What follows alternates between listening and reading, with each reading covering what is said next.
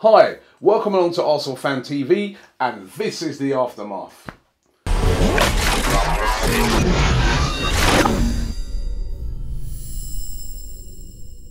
Well, we got there in the end yesterday. It was a very, very tight game. You know what? I was driving down to the stadium yesterday and I kind of had a feeling. At first I was saying, yeah, I think we're going to win about 3, blah, blah, blah. And then I kind of had a feeling that, you know what? This is going to be a tough game. We've had like some very tough games and we've got through them. And now the game that everybody expects us to just breeze is going to be a tough game. And it turned out to be exactly that. The conditions were absolutely terrible, especially in the first half of the game. It was raining, swirling, wind, really horrible. Not quite as bad as Chelsea, but horrible. And it didn't suit the players at all.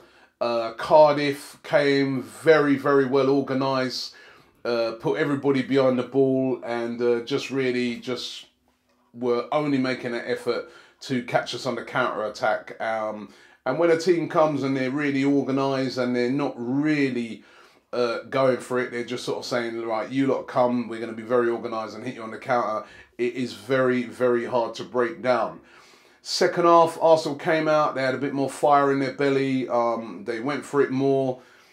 The substitutions of Thomas Rosicky and Nicholas Bendtner, they came on, credit to Arsene Wenger, and they completely changed the game.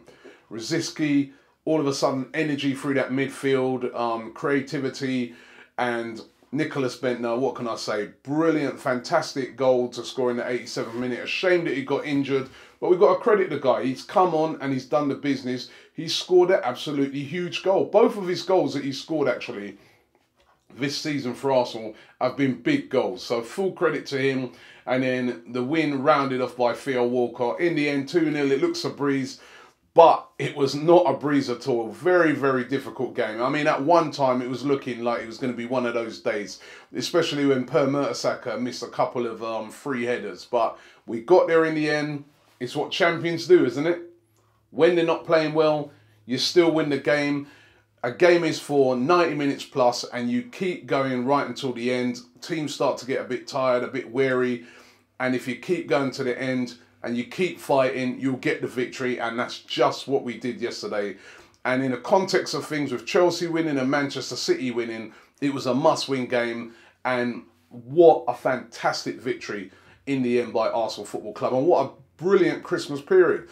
A lot of times people always say how we fade over Christmas. Well, we haven't faded this year. We've been strong, we've had tough games, and we've come through it with flying colours. Let's take a look at what you guys are saying.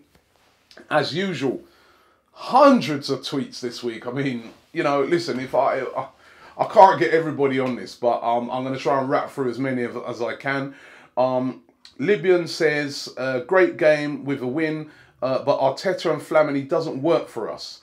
Rosicky changed the game when he came on and he needs a contract extension. Here, I agree with that. Thomas Rosicky, you know, he's in his 30s. He's playing like a 21-year-old at the moment. Absolutely brilliant. Asif AFC says, when Bendtner puts his head right, he's a good striker. 56 games and 24 goals for Denmark. He just needs to be given a chance. And he's got a great record for his country. He's a bit of a misunderstood character, Nicholas Bendtner. I mean, all these things, a lot of people, I was discussing it actually with a guy at the game yesterday. And a lot of people always refer to this comment that where he said he was the best player in the world. That isn't exactly what Nicholas Bendtner said. He said he wants to be the best player in the world. And, you know, he gets a lot of grief, but full credit to him for yesterday. Brilliant to come on and get that winning goal. James Johnson says, great grounded out result for the boys. Rosicky needs a new deal. That's another one he says. He said he changed the game for us. CJ Rubino says, Wilshere is great when he's in his natural position. Flamini and Arteta partnership doesn't work and we need a striker in January. Flamini and Arteta, listen, remember they played together in that game against Napoli and everybody was saying it was a brilliant partnership that day. I didn't think that we needed both of them in the game yesterday. Maybe Arsene Wenger looked at the conditions and thought to himself, you know what, let me deploy both of them just as a little shield in front of the the back four. But against Cardiff, I didn't think we needed both of them in. And when we changed it and took Flamini off and brought on a bit more creativity in the middle of the park, we looked a different team. Parsonell says Bentner gave us a focal point up front. Lucas Podolski alone looks shy in front of their defence. Late win will boost confidence. Wizard of Ozil says, I'd take Benteke because he would flourish in our midfield and he isn't cup-tied in Europe. He'd like us to get Benteke. I still think Benteke is a good shout. Wenger Wonderland says, was a frustrating game, but our persistence paid off in the end. Let's keep winning and hopefully bring in a striker. Another one who wants a striker. Let's Win Trophy says, not to criticise harshly, but last night we showed we must have a plan B. If the target man is not playing, now we just need one goal to win. Okay. Paul says, Paul T139 says, before Bentner came on, we looked lost without playing a target man. And Bentner definitely did offer a target there. Arson Sun says, think Theo could be our key player in the second half of the season. Do you agree? Yes, I do agree. Listen up. This is one person who's always bigging up Theo Walcott. I can't understand some of the criticism the guy gets. Top scorer for us last season. Top assister. The guy's an excellent player. He's a game changer. And that's what you need in tight games. Chris Barnes says, nice to start grinding out results. Looked out of sorts without Giroud. His unselfishness outweighs the need for a world-class striker. Okay. Sab says, with 20 odd shots and only 2 goals, it shows we need a clinical striker in January, but 3 points is all we needed yesterday. Arsenal Germany says, to be fair, it looked like one of those days, but then Super Nick came to the rescue. Perfect substitutions by Le Prof. Yes, great substitutions by Arsene Wenger, often criticised for only bringing on the subs with 20 minutes to go. Well, listen, he came up trumps again yesterday with his substitutions. Daniel Kelbride says a lot of praise has to go to Steve Bold, and I agree with that because he's made us a lot stronger in defence and has the team to win ugly, and that's a great point. Steve Bold has really got that. I mean, that's the best defence in the Premier League is Arsenal, and you wouldn't have thought that you'd hear us saying that. You know, normally that's our weak point, but at the moment it's our strength. Harry Please says, Arsenal won ugly, the sign of champions, but we need a striker to win the league. He doesn't want Berbatov, but 2 mil is a great deal. Now, this whole Berbatov debate, we've been arguing about it today on Twitter. I put it out there and I said, listen, would you take Berbatov? We've got a feature on the website about it as well. Yes or no? Some fans are saying yes, they'd have Berbatov. Others are saying they don't want that lazy ex-Spurs, ex-Man United player at the club. What do you think? I want you to leave it in the comments below, actually. Berbatov, yes or no? Do you think he could do a job at Arsenal? Because when we look at strikers, just veering off the tweet slightly at the moment, when we're looking at strikers, I don't think Diego Costa, I can't see that happening. 35 million, and why would Diego Costa want to leave Atletico Madrid? I mean, he's with a team that's second in La Liga, got a good chance of winning La Liga. They're still in the Champions Leagues and rated highly to do well in it. And he's just got into the Spanish national team and he's right there in Spain. He's going to want to stick it out, make a good impression so he can get to the World Cup and then get a great move at the end of the season. So I can't see that one happening. Lewandowski looks like he's definitely going to Bayern. So that special player that Arsene Wenger's looking for may not be available. So in the meantime, Berbatov may be an option. We're going to have to watch the space on that one. Couple more. Dino Parrott says, poor first half, but the second was much better. Credit to Super Nick for the goal. Jack Wilshere was the man of the match. I agree with that as well. Jack Wilshere was absolutely amazing yesterday.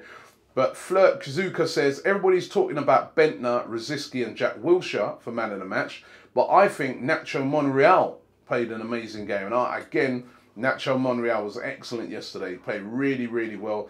It is showing the squad depth for Arsenal that Kieran Gibbs can be out. If Kieran Gibbs was out last year, we would have been in massive, massive problems because it would have been Andre Santos coming in. Now we've got Nacho Monreal. Different class of player. Last one, Brandizzi says, obviously we need a new striker. Maybe Costa, Matrigulu, Benteke also giving Walcott £100,000 a week has definitely been justified. Matrigalu's another name being linked. Anybody who comes in has got to hit the ground running in the Premier League. You've got to bear that in mind. And that may be why Wenger may go for Berbatov. It's going to be really interesting to me, because I think he's definitely going to have to get a striker. I mean, apparently he told some fans yesterday that he is going to sign a striker. He is definitely going to go and sign a striker in January. So it's going to be really interesting to see what he gets. But all I can say is 2014 off to a magnificent start for the Arsenal. It's onwards and upwards. The big game now on Saturday, FA Cup against Tottenham. They're on a high. They just beat Manchester United. But it's going to be a great game. Listen, I heard some people saying about let's write off that game against Spurs. Are they mental? You cannot write off that game. That is a massive game. If we play Tottenham Hotspur at Tiddlywinks, it's a big game, right? I want to win that. I want us to go out there and put out our strongest possible team.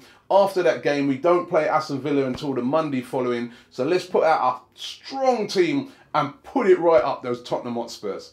Arsenal Fan TV, looking forward to the game on Saturday. I'm buzzing, I'm buzzing. Click on the links on screen right now to continue watching Arsenal Fan TV. I thought Aero was looking up, Podolski in there, they was thinking nah, and he kept coming back across. And I think Bentner coming on, he had like a centre focal point to the team, and I think he made a big difference. Yeah, it's a nervous game. I mean, Cardiff defended really well, but we didn't change the tempo of the game too much. And was it that we were a bit slow today, and especially in the first half? Yeah, a bit slow, a bit of a lack of making the pitch big again. We narrowed it down too much, and we made it up. We are top of the league. We are top of the league. We are top of the league. By the way, before I can finish, all the Arsenal fans, Happy New Year, right? But those fans that walked out with today, 10 minutes from the end, I saw loads of empty seats, are a disgrace. You have to stay behind your team for the whole 90 minutes. If you want to take this team to the title, we're going to go to the title. We've got to stick together. Stick together.